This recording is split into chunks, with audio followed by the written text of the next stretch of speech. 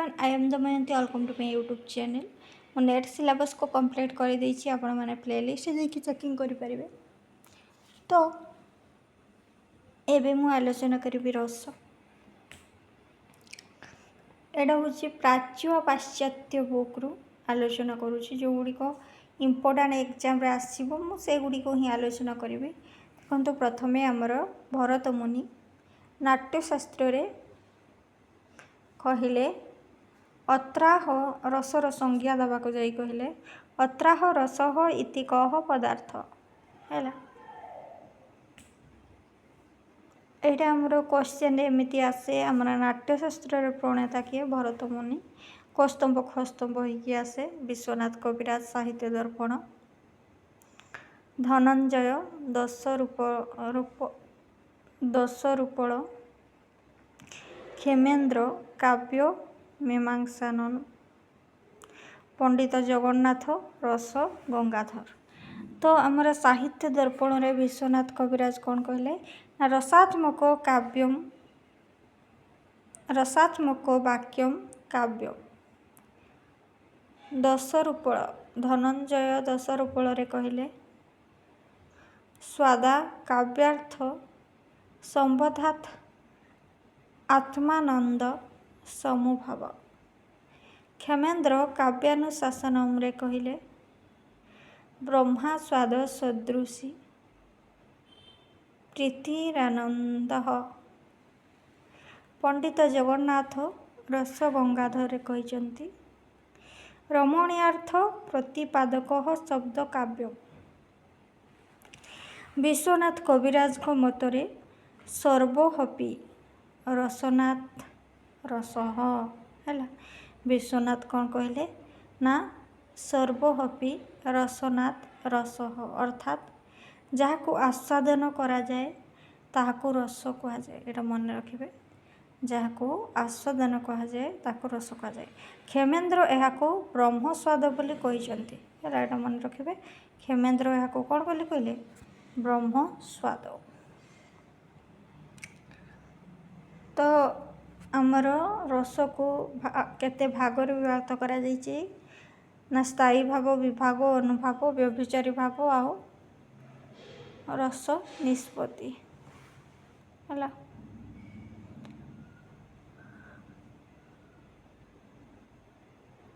तो ये देखिए रस निष्पत्ति संपर्कित विभिन्न मत एगुड़िक एग्जाम रे आसे आमर केवल आसे एमती आसब भट्ट ललट कहार रचयिता उत्पत्तिवाद मन रखिए भट्ट ललट उत्पत्तिवाद। सेहीपरि श्री शंकुकंक अनुमतिवाद श्री शंकुकंक अनुमतिवाद भट्टनायकंक भुक्तिवाद भट्टनायकंक भुक्तिवाद अभिनव गुप्तंक अभिव्यक्तिवाद अभिनव गुप्तंक अभिव्यक्तिवाद। नेक्स्ट तापर देखिबा रसर प्रकार भेद एटा विस्तृत भाव में पढ़िबा कारण यार कोटेशन मध्य देकी भी देई दी थाए एटा क्यों रस बोली। स्वयं रसराज पुरुष और संसार स्रष्टा पालन करता। तो रस को आम केते भाग में विभक्त करागला ना नाट्यशास्त्र रे भरत मुनि 8टी रस को स्वीकृति करिसेंती हैला। रसवादर प्रवर्तक भरत मुनि नाट्यशास्त्र रे केतोटी रस 8टी रस को स्वीकृति देइछन्ती मन रखिबे यथा श्रृंगार हास्य करुण रौद्र वीर भयानक विभत्सभूत संज्ञ चैत्रेष्टि नाट्यरस स्वतः। प्रथम देखिए श्रृंगार रस श्रृंगार रस को आदि रस भाव ग्रहण करा जाए एटा मन रखिबे। आदि रस का जाए ना श्रृंगार रस को मनुष्यर जन्म मौथुन्य सह एहा जड़ित यौनता समाज को नियंत्रण करिथाए। यौनतार कुशील प्रयोग दृष्टि व्यक्तिर समाज रे भूमिका निर्धारित होता है। तो से श्रृंगार रस को आम दुई भाग में विभक्त संभोग श्रृंगार आ विप्रलंग श्रृंगार रस। संभोग श्रृंगार रे आमर नायक नायिका मिलन को बुझाई थाए नायिका नायिकार मिलन होता है। ତାର ଉଦାହରଣ ହେଉଛି ଉପେନ୍ଦ୍ର ଭଞ୍ଜଙ୍କ ଲାବଣ୍ୟବତୀ, କଳାବତୀ, ଅନଙ୍ଗରେଖା, ରସିକ ହାରବାଳୀ, ଦୀନକୃଷ୍ଣ ଦାସଙ୍କର ରସକଲ୍ଲୋଳ। ତ ଗୋଟେ ଉଦାହରଣ ଲାବଣ୍ୟବତୀ, ଉପେନ୍ଦ୍ର ଭଞ୍ଜଙ୍କର ଲାବଣ୍ୟବତୀର ଉଦାହରଣ। ସେ ରମଣୀ ଚନ୍ଦ୍ରମଣି ହଇଲା ଏମନ୍ତମଣି, ଚାଟୁ ଚନ୍ଦ୍ରେ ଦ୍ରବୀଭୂତ କଲା ନାଗର, ହାସ ପୂରିଲା ପରାଏ ଶ୍ରୀମୁଖ ପ୍ରସନ୍ନ ହୋଏ, ହେଲା ଜାଣି ବକ୍ର ନେତ୍ରେ ତାହା ଉଦାସୀକାର। ଏଇଟା ହେଉଛି ଆମର କ'ଣ ସମ୍ଭୋଗ ଶୃଙ୍ଗାରର ଉଦାହରଣ। ମନେ ରଖିବେ, ସେ ରମଣୀ ଚନ୍ଦ୍ରମଣି ହଇଲା ଏମନ୍ତମଣି, ଚାଟୁ ଚନ୍ଦ୍ରେ ଦ୍ରବୀଭୂତ କଲା ନାଗର, ହାସ ପୂରିଲା ପରାଏ ଶ୍ରୀମୁଖ ପ୍ରସନ୍ନ ହୋଏ।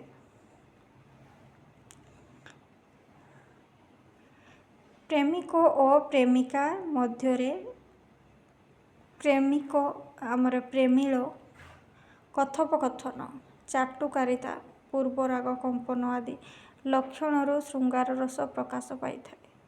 ନାୟକ ନାୟିକାର ରୂପ ବର୍ଣ୍ଣନା, ସୌନ୍ଦର୍ଯ୍ୟ ବର୍ଣ୍ଣନା ମାଧ୍ୟମରେ ସମ୍ଭୋଗ ଶୃଙ୍ଗାର ରସ ପ୍ରୟୋଗ ଘଟିଥାଏ।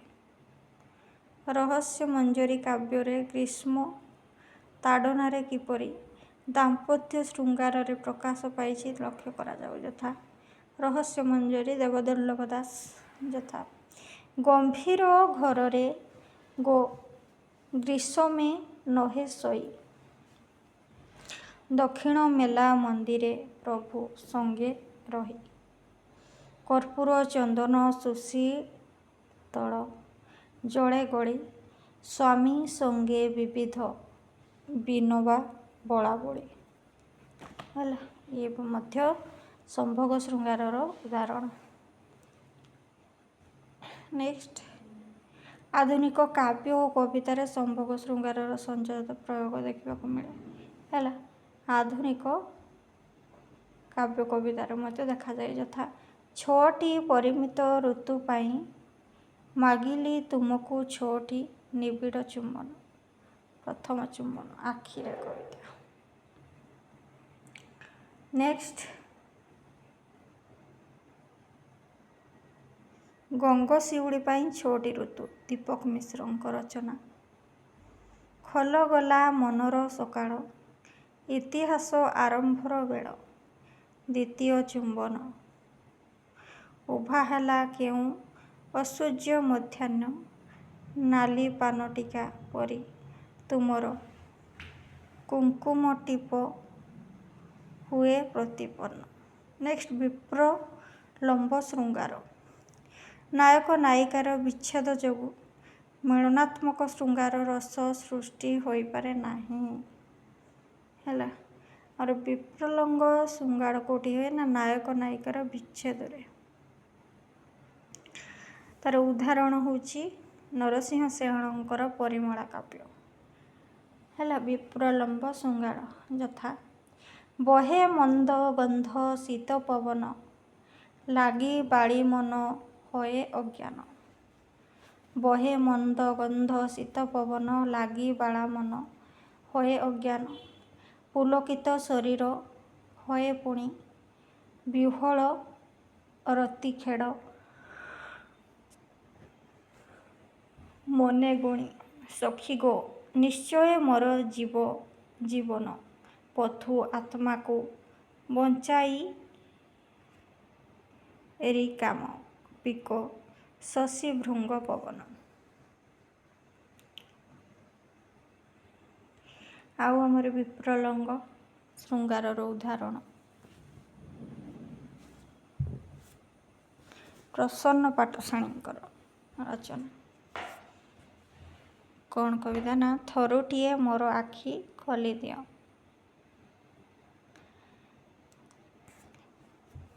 ଥରଟିଏ ମୋର ଆଖି ଖୋଲ ପ୍ରଭୁ, ପ୍ରିୟତମା ମୁହଁ ଦେଖିବା ପାଇଁ। ଥରଟିଏ ମୋର ଆଖି ଖୋଲ ପ୍ରଭୁ, ପ୍ରିୟତମା ମୁଖ ଦେଖିବା ପାଇଁ। ବେଦନାର ମେଘ ଭିତରୁ ସେ ମୁହଁ ଉଠି ଆସେ ନୀଳ ଜହ୍ନଟେ ହୋଇ। ପ୍ରିୟା ପିନ୍ଧିଥିବ ସୁନେଲି ଘାଗରାରେ ଥିବ କାଚ ପଥର, ସେଇ କାଚରେ ମୋ ମୁହଁ ଦେଖୁଥାନ୍ତି, ହସୁଥାନ୍ତା ପ୍ରିୟ ପଥରକୁ ଥର। ନେକ୍ସଟ ହାସ୍ୟରସ। ନାଟକରେ ବିଦୂଷକ ଚରିତ୍ର ହାସ୍ୟରସ ସୃଷ୍ଟି କରିଥାଏ। ହେଲା, ଯିଏ ବିଦୂଷକ ଥାଏ ସେ ହାସ୍ୟ ସୃଷ୍ଟି କରିଥାଏ, ମାନେ କମେଡ଼ିଆନ୍। ମୁଖଭଙ୍ଗୀ ଓ ସଂଳାପକୁ ଅଶୁଦ୍ଧ ଉଚ୍ଚାରଣ କରି ବିଦୂଷକ ହାସ୍ୟରସ ଉତ୍ପନ୍ନ କରିଥାଏ। କାବ୍ୟରେ କ୍ରୀଡ଼ା, କୌତୁକ, ପରିହାସ, ସମାଲୋଚନା, ବ୍ୟଙ୍ଗ ଛଳରେ ହାସ୍ୟରସ ସୃଷ୍ଟି ହୋଇଥାଏ। ହାସ୍ୟରସର ସ୍ଥାୟୀ ଭାବ ହେଉଛି ହ୍ରାସ। ମନେ ରଖିବେ, ସମାଜରେ ଯାହା ଯେମିତି ହେବା କଥା ତାହା ଯଦି ସମ୍ପନ୍ନ ନ ହୁଏ ତେବେ ହାସ୍ୟରସ ସୃଷ୍ଟି ହୋଇଥାଏ। ବଳଦେବ ରଥ। ଜଗତେ କେବେ କବିତାରେ ଏହି ମର୍ମରେ ପ୍ରଣିଧାନ ଯୋଗ୍ୟ। ହେଲା, ବଳଦେବ ରଥଙ୍କର ଜଗତେ କେବେ କବିତା ହାସ୍ୟରସ ଯଥା ଅଲୋକତ ଦ୍ରବ ନୟନେ ବଳି, ଅଲୋକତ ଦ୍ରବ୍ୟ ନୟନେ ବଳି, ରସାଳ ଗହଳ ଶାଖାରେ ଖେଳି, କବଳ କରୁତା କଳି କଳାପ, କାକକି କରିବ ପଞ୍ଚମାଳାପ। ଇଏ ହେଉଛି ଜଗତେ କେବଳ ବଳଦେବ ରଥଙ୍କ। ନେକ୍ସଟ କରୁଣ ରସ। ଶୋକ ଭାବନାରୁ କରୁଣ ରସର ସୃଷ୍ଟି। ହେଲା, ଯେଉଁଠି ଦୁଃଖରେ ଥିବେ ସେଠି କରୁଣ ରସ ଉଦ୍ରେକ ହୁଏ। ଭାଗ୍ୟ ବିପର୍ଯ୍ୟୟ, ଅଦୃଷ୍ଟ ପ୍ରଭାବ, ଅକାଳ ମୃତ୍ୟୁ, ବ୍ୟାଧି ବିଚ୍ଛେଦ ଆଦି ଅନୁଭବରୁ କରୁଣ ରସ ସୃଷ୍ଟି ହୁଏ।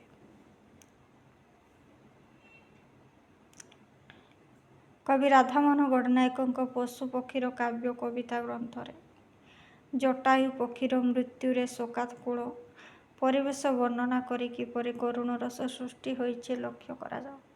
ହେଲା, ଆମର ରାଧାମୋହନ ଗଡ଼ନାୟକ ପଶୁପକ୍ଷୀ କାବ୍ୟ ଯଥା ତୁମରି ବାରତା ତୁମକୁ ଏ ଦେଲି, କର୍ମ ମୋର ହୋଇଲା ଶେଷ। ତୁମରି ବାରତା ତୁମକୁ ଏ ଦେଲି, କର୍ମ ମୋର ହୋଇଲା ଶେଷ। ଚାଲିଲି ମୁଁ ଏବେ ପର ପାରେ ତେଜି ମୂର୍ତ୍ତ ଦେଶ। ଚାହୁଁ ଚାହୁଁ ଆହା ଆଖିର ପଲକେ ଗୃଧ୍ର ସେନାନୀ ବୁଜିଲା ଆଖି, ବିହଙ୍ଗ ନିକର କରୁଣ ବିଳାପେ ଉଠିଲେ ଡାକି।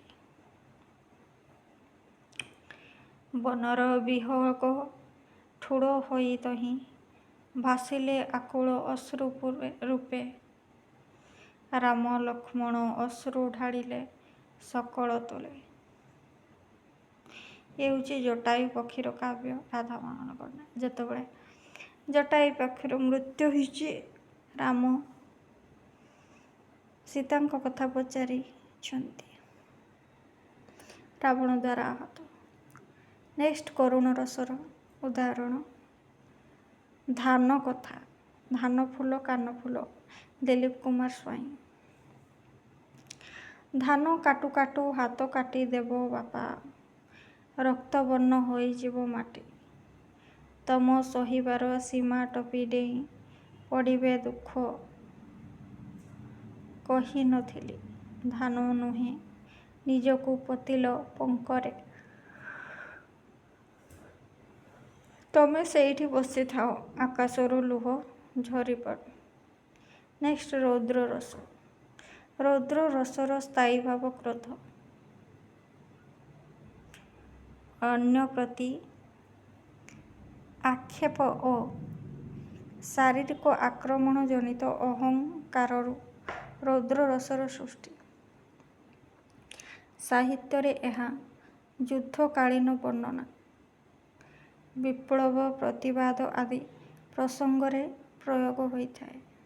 ରୌଦ୍ର ରସର ବିଭାବ ଭାବରେ ଗର୍ଜନ ତର୍ଜନ ଆହ୍ୱାନ, ନିଶ ମୋଡ଼ା ଭୁଜ ପ୍ରସାରଣ ଆଦି ମାନ୍ୟତା ପାଇଥିବା ବେଳ ଉଗ୍ରତା ଅହଙ୍କାର ଆଦି ସଞ୍ଚାରୀ ଭାବ ହେଲା। ରୌଦ୍ରରସର ସଞ୍ଚାରୀ ଭାବ ହେଉଛି ଉଗ୍ରତା ଅହଙ୍କାର। ଭଗବାନଙ୍କୁ ଗାଦିଚ୍ୟୁତ କରିବା ପାଇଁ ବିପ୍ଳବୀ କବି ରବି ସିଂହଙ୍କର ଏକ କବିତାରେ କିପରି ରୌଦ୍ର ରସର ପ୍ରକାଶ ପାଇଛି ଲକ୍ଷ୍ୟ କରାଯାଉ। ଯଥା ଚରମପତ୍ର ଦେଲି ଭଗବାନ, ଚରମପତ୍ର ଦେଲି ଭଗବାନ, ଚରମପତ୍ର ଘେନ ଆଗାମୀ 24 ଘଣ୍ଟା ଭିତରେ, ଆଗାମୀ 24 ଘଣ୍ଟା ଭିତରେ, ଆଗାମୀ କାଲିର ଏହି ପ୍ରଭାତରେ, ଯେବେ ନ ଛାଡ଼ିବ ଗୋଲକ ସିଂହାସନ, ଶିରୁ ଅବୟବ ଛିନ୍ନ କରିବ ମୋ ତରବାରୀ। ଚରମପତ୍ର ରବି ସିଂ। ନେକ୍ସଟ ସର୍ବହରା ଅନନ୍ତ ପଟ୍ଟନାୟକ। ରୌଦ୍ରରସର ଉଦାହରଣ ସର୍ବହରା ଅନନ୍ତ ପଟ୍ଟନାୟକ। ଯଥା ପୁଞ୍ଜିତ ରସେ ବଞ୍ଚିତ ଆମେ ଦୀପ୍ତ ଚେତନା ବହି, ପୁଞ୍ଜିତ ରସେ ବଞ୍ଚିତ ଆମେ ଦୀପ୍ତ ଚେତନା ବହି, ନ ବୁଲିବୁ ଆଉ ଭିକ୍ଷୁକ ବେଶେ ଦୁଃଖ ବେଦନା ସହି, ନ ବୁଲିବୁ ଆଉ ଭିକ୍ଷୁକ ବେଶେ ଦୁଃଖ ବେଦନା ସହି, ପ୍ରାପ୍ୟ ଆମର ନେବୁରେ ମୁକୁର ଆମେ ଶ୍ରମିକର ଜାତି, ଫୁଟାଇବୁ ଆଜି ରକ୍ତ ପ୍ରଭାତ ଚିରି ଅନ୍ଧାର ରାତି। ନେକ୍ସଟ ବୀରରସ। ବୀରରସର ସ୍ଥାୟୀ ଭାବ ଉତ୍ସାହ। ବୀରରସର ସ୍ଥାୟୀ ଭାବ ଉତ୍ସାହ। ପଠନ ଶ୍ରବଣ ଓ ଦର୍ଶନ ମାଧ୍ୟମରେ ମଣିଷ ମନରେ ଉତ୍ସାହ ଭାବ ସୃଷ୍ଟି କରାଯାଏ।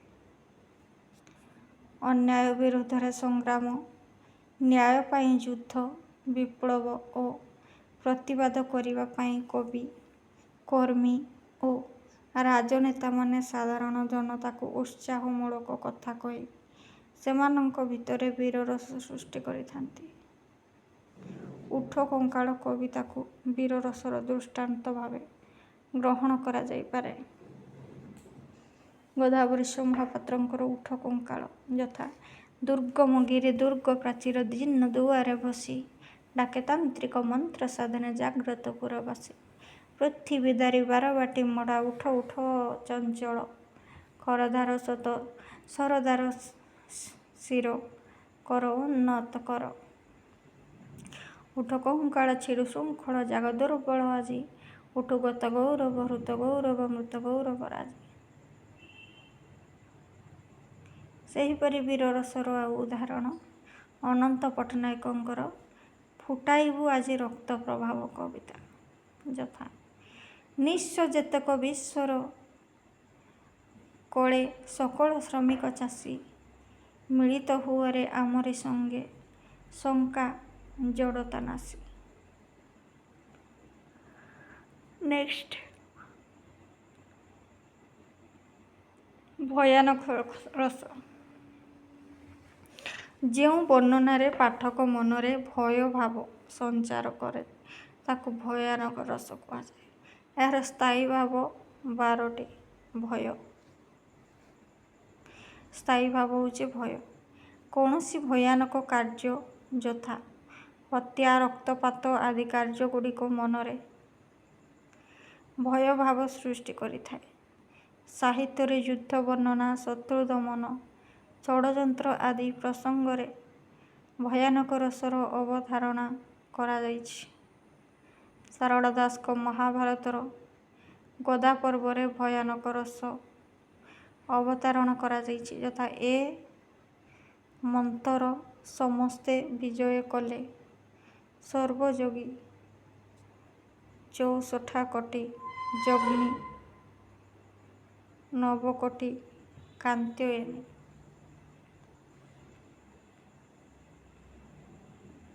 ସାରଳାଙ୍କ ମହାଭାରତରେ ଗଦା ପର୍ବ। ରୁଦ୍ରାୟଣୀ ମୂର୍ତ୍ତି ନବ କୋଟି ଭୈରବୀ, ବ୍ରହ୍ମାୟଣୀ ମୂର୍ତ୍ତି 3 ମୂର୍ତ୍ତି ଯେ ଦେବୀ। ନେକ୍ସଟ ବିଭତ୍ସ ରସ। ବିଭତ୍ସ ରସର ସ୍ଥାୟୀ ଭାବ जुगुप्सा। ଏଟା ମନେ ରଖିବେ, ବିଭତ୍ସ ରସର ସ୍ଥାୟୀ ଭାବ କ'ଣ? जुगुप्सा।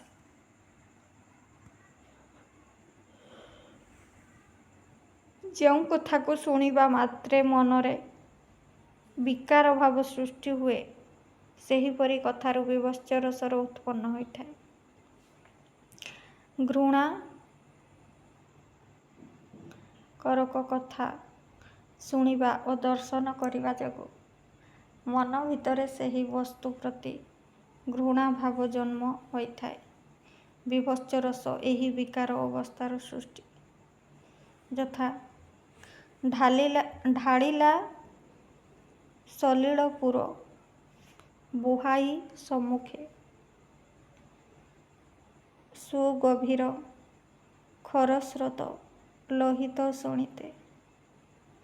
ଇଏ ଦୁର୍ଯ୍ୟୋଧନଙ୍କ ରକ୍ତ ନଦୀ ସନ୍ତରଣ ରାଧାନାଥ ରାୟ। ନେକ୍ସଟ ଅଭୂତ ରସ। ଯେଉଁ ସବୁ ଘଟଣା ଗୁଡ଼ିକ ପୂର୍ବ ନିର୍ଦ୍ଧାରିତ ନୁହେଁ ଅଥଚ ଆକସ୍ମିକ ଭାବରେ ଘଟିଯାଏ, ସେତିକିବେଳେ ଅଭୂତ ରସ ସୃଷ୍ଟି ହୁଏ। ନାୟକ ଓ ନାୟିକାଙ୍କର ହଠାତ୍ ବିଚ୍ଛେଦ ପୁନର୍ମିଳନ ପ୍ରସଙ୍ଗରେ ଏହି ରସ ଉତ୍ପନ୍ନ ହୋଇଥାଏ। ଶତ୍ରୁ ଓ ଅଦୃଷ୍ଟ କବଳରୁ ନିଜକୁ ରକ୍ଷା କରିବା ପାଇଁ ସେହି ହଠାତ୍ ସହଯୋଗ କରିବା ବା ପ୍ରକୃତିର ପ୍ରବାହରେ ପରିବର୍ତ୍ତନ ହେବା ବିବିଧ ନିର୍ଦ୍ଧାରଣ ବାହାରେ।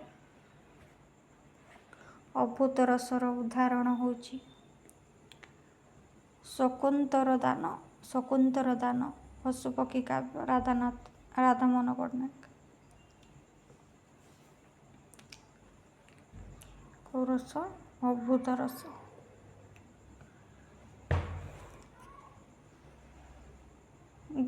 ଗୃଧ୍ର ତହୁଁ ପାଶକୁ ଯାଇ ଗଭୀରତର ମନରେ ଧାଇ, ପକ୍ଷ ମେଲି ଶିଶୁରେ ଦେଲା ସ୍ନେହ ଭରା ଛାୟା, ତପନ ତାପୁ ଉହାଡ଼ କଲା ଶିରୀଷ ଫୁଲ କାୟା। ନେକ୍ସଟ ଶାନ୍ତ ରସ। ମଣିଷ ମନର ଶାଶ୍ୱତ ଅନୁଭବର ଉତ୍ତରଣ ଘଟି ଯେତେବେଳେ ଏକ ନିର୍ବିକଳ୍ପୀୟ ଜୀବନବୋଧରେ ବ୍ୟକ୍ତିସତ୍ତା ରୂପାନ୍ତରିତ ହୁଏ, ସେତିକିବେଳେ ଶାନ୍ତ ରସ ପ୍ରଭାବ ପରିଲକ୍ଷିତ ହୁଏ।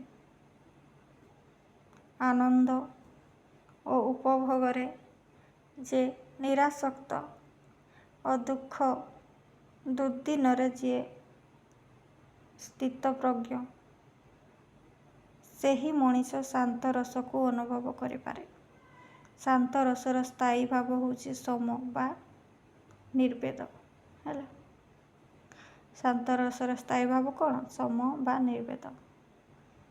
ଆଧ୍ୟାତ୍ମିକ ଅନୁରାଗ ଶାନ୍ତ ରସର ପ୍ରଧାନ ବିଭାଗ। ଓଡ଼ିଆ ଭଜନ ଓ ଜଣାଣ ଗୁଡ଼ିକରେ ଶାନ୍ତ ରସର ବ୍ୟାପକ ପ୍ରୟୋଗ ରହିଛି। ଯଥା ଥକା ମନ ଚାଲ ଯିବା, ଚକା ନୟନ ଦେଖିବା, ଶଙ୍ଖ ନାଭି ମଣ୍ଡଳରେ ବେନି ନେତ୍ର ପଖାଳିବା, ବାଟରେ ବାଟ ମଙ୍ଗଳା ଦେଖିବା 18 ନଳା, ପାଞ୍ଚ ମନ ଏକ ମେଳ ନରେନ୍ଦ୍ର ସ୍ନାନ କରିବା। ଏ ହେଉଛି ଥକା ମନ ଚାଲ ଯିବା, ସାରିଆବିକଙ୍କ କବିତା। ଶାନ୍ତ ରସ। ଆଉ ଶାନ୍ତ ରସର ଉଦାହରଣ ହେଉଛି ରସକଲ୍ଲୋଳ। ଦୀନପ୍ରଶ୍ନ ଦାସଙ୍କର ରସକଲ୍ଲୋଳ। କାହିଁ ମୋତେ ସଂସାର ଲୋଟ, ମଧ୍ୟରେ ପ୍ରଭୁ କଲ ସଙ୍ଗଟ, କି ପାଇଁ ନ କଲ ଚରଣ ପଦ୍ମ କୁସୁମ ଲିଟୋହେ। ନେକ୍ସଟ ବାତ୍ସଲ୍ୟ ରସ। ବାତ୍ସଲ୍ୟ ରସ ରକ୍ତ ସମ୍ପର୍କ ବା ନିକଟ ସମ୍ପର୍କୀୟ ଭିତରେ ସୃଷ୍ଟି ହୁଏ। ପିତାମାତା ତାଙ୍କର ସନ୍ତାନ ପ୍ରତି ଥିବା ରସ ହିଁ ବାତ୍ସଲ୍ୟ ରସ। ଯଥା ବିଦଗ୍ଧ ଚିନ୍ତାମଣି ଅଭିମନ୍ୟୁ ସାମନ୍ତ ସିଂହାର। ଯଥା ଧୀରେ ଜ୍ଞାନ କାନନରେ କୃଷ୍ଣ ବିଳମ୍ବିତ ବାତ୍ସଲ୍ୟ ମମତା ଘେନି ମାଳୁଛନ୍ତି ମାତ। ଇଏ ହେଉଛି ଅଭିମନ୍ୟୁ ସାମନ୍ତ ସିଂହାରଙ୍କ ବିଦଗ୍ଧ ଚିନ୍ତାମଣି। ନେକ୍ସଟ ଉଠିଲୁ ଏଡ଼େ ବେଗି କାହିଁକିରେ ଗୋପାଳ କୃଷ୍ଣ ପଟ୍ଟନାୟକ। ଯଥା ଉଠିଲୁ ଏଡ଼େ ବେଗେ କାହିଁକିରେ ଦୁଃଖୀଧନ ଦଧି ମନ୍ଥାଇବାକୁ ନାହିଁକିରେ ହେ ଦେହ ପାଶୋରି ଦଣ୍ଡେ ନିଦ ନଗଲକୁ ଏଡ଼େ ବିଟଳ ହେଲୁ ମୋର ପାଇଁକିରେ। ତ ରସ ସମାପ୍ତ ହେଲା।